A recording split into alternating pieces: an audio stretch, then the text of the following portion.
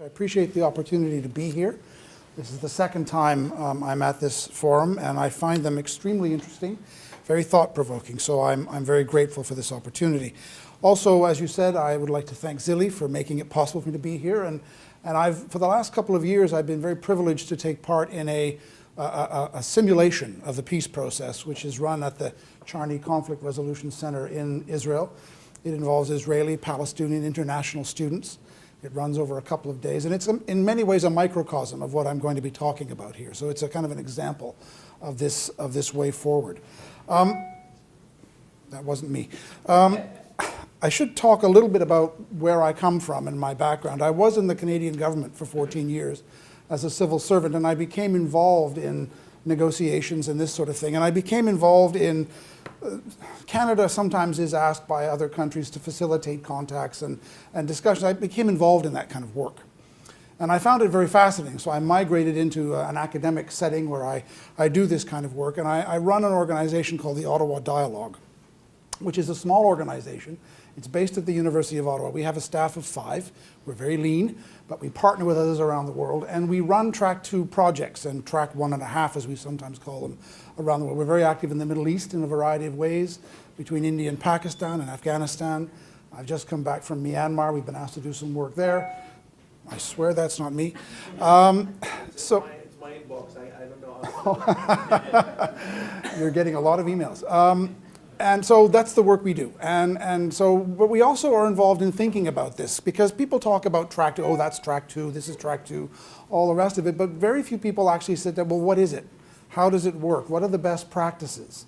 And so we do a lot of work in gathering up people who are also active in this field and having conferences and talking to each other and publishing things on this. And one of my current sort of projects is this question of the ethics of Track 2. Because, we always think, well, talking is a good thing. It must be better to talk than not. Churchill's jaw is better than war. And generally speaking, I believe that. But there are questions that I think as practitioners we need to think about. So that's what I'm going to talk about here. So the outline, first of all, I'm going to talk a bit about some definitional issues, the question of impartiality and neutrality. They're not the same thing. We often think they are, but they aren't. And we often think that as a mediator or a facilitator of these kind of dialogues, we take refuge in being neutral or impartial.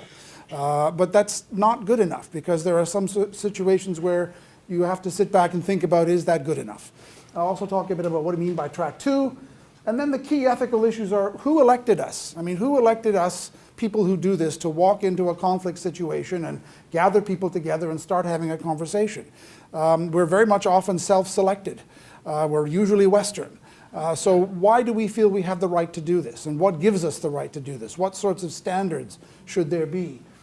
The question, which I call shaking hands with the devil. I mean, you get in the room with people who are, depending on your definition, terrorists or freedom fighters, who come from governments who've been doing terrible things.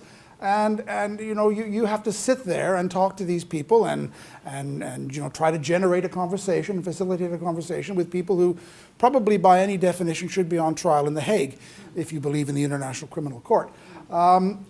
But you do it. And so how do you sort of square that ethically? What are the ethical issues that come with that? And then finally, the issue of secrecy. I mean, these dialogues often take place in secret, as Ido was saying. The countries and the organizations, they need the maneuverability. And very much the work that Leon Charney did exemplifies this sort of work. And it was done in secret.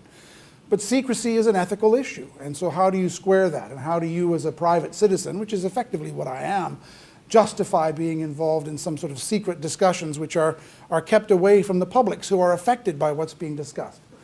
And then finally, some thoughts on conclusions. So, with that agenda, I'll talk a bit about some definitions.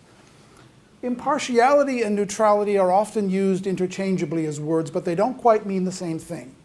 And the best definition I've ever found is from the International Committee of the Red Cross. And they define impartiality as aid, because that's what they do, is provided to all who need it, regardless of their race, their affiliation, whatever. Neutrality is a conscious political stance with respect to the issues of the conflict. They're slightly different.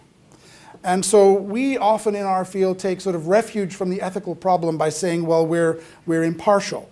We're going to talk to whomever we need to talk to affect progress on conflict resolution and so on. Sometimes we even say we're neutral. But that's a difficult question because there are two different meanings to impartial. There's the meaning of I can say I'm impartial with respect to the sides, that the positions the two sides have. You know, I don't care who gets this or that piece of land if that's what's being disputed. But then there's impartial as regards their actions. If one or both sides have taken actions which are, you know, violation of human rights and all, which usually both sides have in any conflict, how can I be impartial on that? And so this is an issue that we need to think about as people who do this kind of work. Finally, to talk about is definitions, track 2 itself. It's a very wide concept, a very elastic concept. I'll present in a couple of minutes a couple of slides which will illustrate that. Really, when I try to think about it, it's a forum for having the kinds of dialogues that couldn't be held otherwise. That, you know, if you have two countries or a country and a guerrilla group who've sworn they'll never speak to one another, well, of course we know they do. They do all that. Israel speaks to Hamas all the time. How do they do that? And it's called back channel, it's called track 2, whatever you want to talk about it, this is how it's done. But importantly, dialogue, at least as we try to practice it as facilitators, means both talking and listening. It's not just a place to have negotiations by another name, to sort of set down your store of demands and the other side does, and then you bargain over them. The idea is to try to step back from official positions and begin to have a discussion as to, you know, what is the underlying cause of the conflict, or underlying causes of the conflict, and how do people feel? What are the narratives that sustain the conflict? And to try to get into that and to fashion sort of collaborative approaches.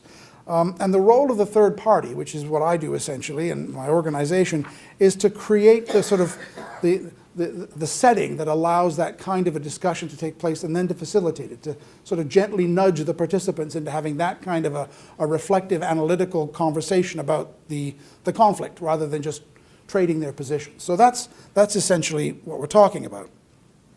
But the concept is a very wide one, and if you have the misfortune to read a book I wrote on the subject, you'll see this thing. But I mean, if you look at track 1, that's official diplomacy, and then you can go down. There's sometimes known as track 1.5, which is often means that people in the room are officials, but they're not there officially. We do this a lot in the world of track 2.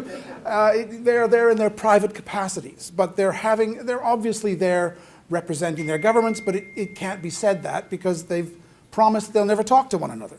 So we have academic meetings at which everybody just happens to be an official, that kind of thing. And then there's other sorts of things going down here to sort of multi-track diplomacy and other forms of diplomacy. What Leon Charney did was very much up here. And the kinds of dialogues I'm involved in are generally in this space as well. But other things are also called track 2. So another way to conceive of this is Diane Chigas came up with this chart, which I modified a bit. So if you think of this as official diplomacy, there's track 1.5, which is mediation and dialogue involving decision makers. Track 2 is more dialogue involving influential elites, but they're not necessarily in government, but they are influential. And then down here there's a large area known as track 3, which is public diplomacy and other things like that. And all of these things are called by certain people track 2. So you have to be sort of careful and try to, you know, distinguish what you mean when you say, well, I do track 2 diplomacy. So I'll tell you, when I do track 2 diplomacy, it's sort of generally up here. But others who do this, that's no less worthwhile or worthy. It's just a different kind of track 2. So enough of definitions. Let's move on to the meat. What are the ethical questions? Well, after a long time thinking about it and talking with others who do this and trying to sort of parse through, I think there's at least 4. And one is, you know, what gives us the right to intervene? By what right do we, as a Canadian or anybody else, show up and just say, I'm going to help you resolve your conflict? What do we need to have? Is there anybody with whom we shouldn't talk? Anybody whose actions are so beyond the pale that we shouldn't talk to them, even as practitioners of track 2, let alone as officials? At what point does the sort of necessary operational secrecy, which is required to run one of these dialogues, become really, in a way, the facilitation of the conflict? And I'll explain what I mean about that in a minute. And finally, how do we move forward on some of these issues as a community? So first of all, who elected us? As I say, you know, people who do this, and there's not many of us in the world, but people who do this as a real career, you know, we're mostly Western. Canadians, Swedes, Swiss, you know, the usual suspects. And many of us are male. That is changing, fortunately. And we're of a certain age. We've generally been in government. And so there is this kind of stereotypical group of people who do this. Well, why? What gives us the right to do it? How do you guard against the self-interest on the part of those of us who we call ourselves the third party? You know, you have party A, party B, the third party is the facilitator. How do we guard against our self-interest?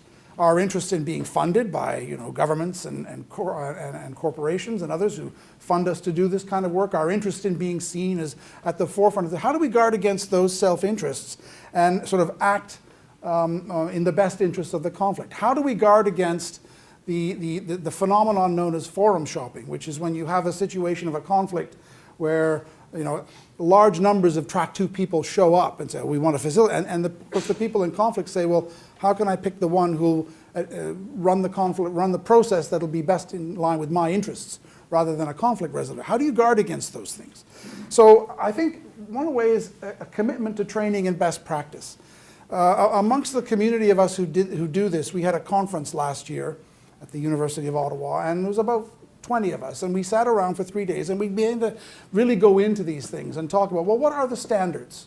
What sort of training does one have to presume to do this? What sort of background? What sort of commitment to sort of a particular theories of change does one need to display? So we need to do much more work on that.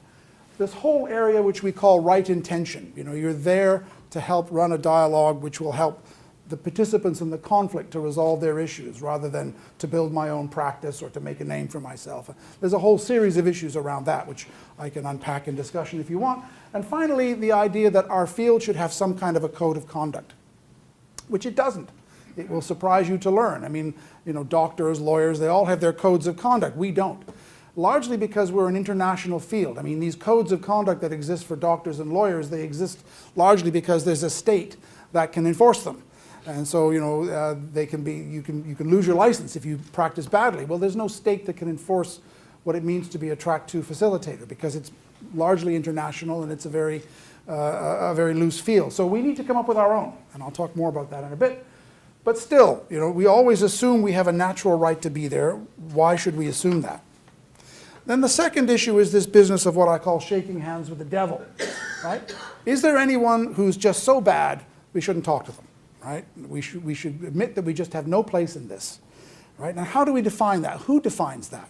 Because generally speaking, as a conflict resolution practitioner, you always want to go. You always think, yeah, you know, there's some, I'll talk about this more in a minute, but there's always a benefit to talking. Well, maybe not. And we need to at least think about that and reflect upon what that means. And generally speaking, when we do think about it, the discussion we have as practitioners is the question of justice for those who have already been harmed, which means taking those who've done it and holding them accountable and sending them to The Hague, which isn't going to happen anytime soon because that would require a military intervention to go and get them, and few countries are willing to do that, versus trying to resolve the conflict or at least manage it so that those who are yet to be harmed are not. And that's the debate we have among ourselves. And there are very good ethical arguments that you can make on either side. Those who believe in international law would say, you know, international law is paramount. If people have committed atrocities, they should be tried. Inviting them to be part of a conflict resolution process, which inevitably will result in some kind of an amnesty for them if it's successful, because that's one of their positions, is immoral. And others say, look, you know, yes, it may be the case that 100,000 have died. 300,000 more may die if we don't stop this. So what is the ethical argument? What is the right place? And at what...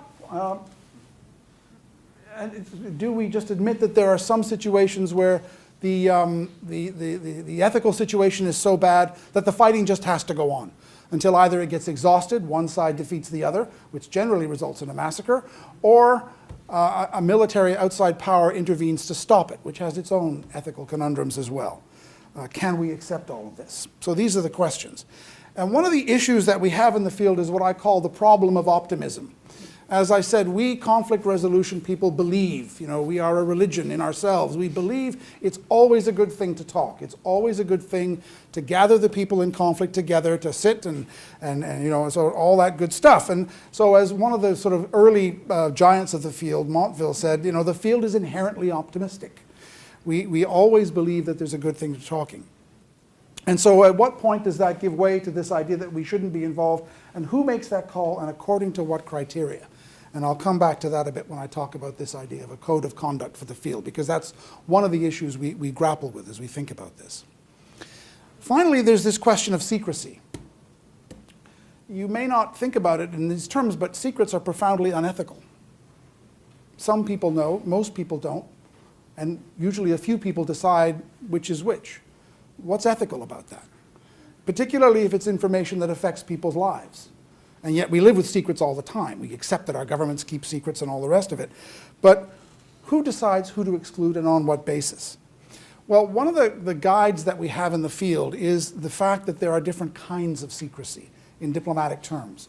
And so Harold Nicolson, who was a British diplomatic historian, so the early to the mid part of the last century, he did a lot of writing about this and thinking about this. And he defined secrecy in two different ways. First of all, he said, you have secret negotiations.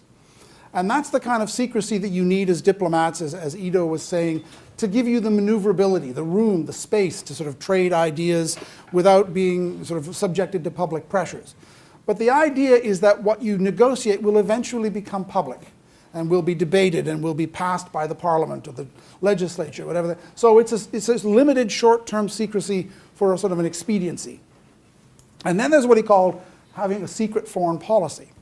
And this is the idea of a small group of people permanently running foreign policy or important decisions without any kind of oversight of the legislature or the press or whatever, and intending to do that forever. I mean, they never intend for these discussions to be. It's sort of, you think of the sort of the caricatures of Henry Kissinger and, you know, the secret. I'm not saying that's necessarily what, but the caricatures that are in public of this sort of continuous secrecy and nobody ever really knowing what was going on, but a small group of people.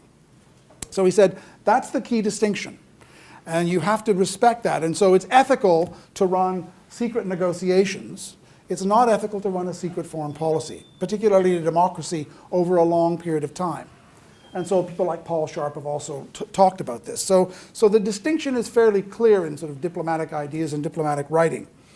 So the question for us as Track 2 practitioners is, well, what gives us the right to aid certain actors in talking privately, particularly ones who've been engaged in a bloody conflict, who've violated human rights and all the rest of it?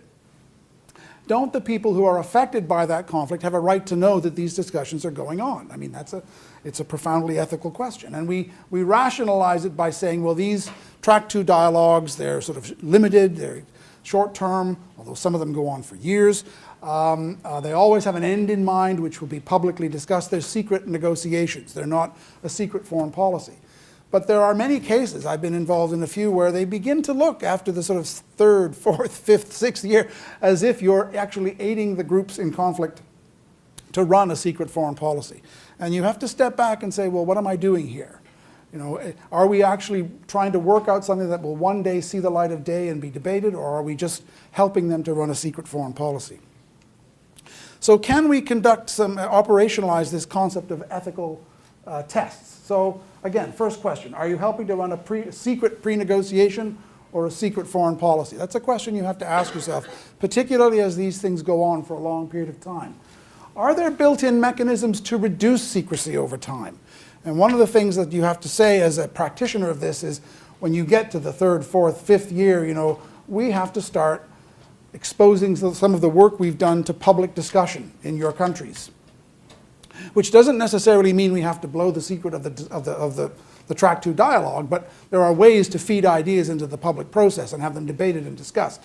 We need to start doing that, you know. And is the discussion facilitating the continuation of acts that are illegal or immoral? And at what point does the dialogue become really complicit in the continuation of such acts? And how do you measure? I mean, I've been involved in one particular Track 2 for over a decade now, between two countries which are at loggerheads over a particular piece of territory and other things as well.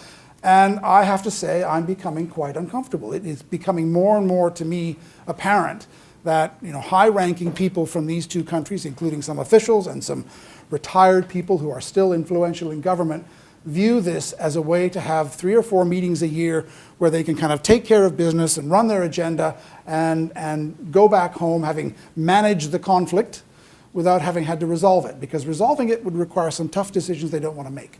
And so this is a problem that I'm grappling with. I'll be quite candid. So a couple more slides and then I'll be over.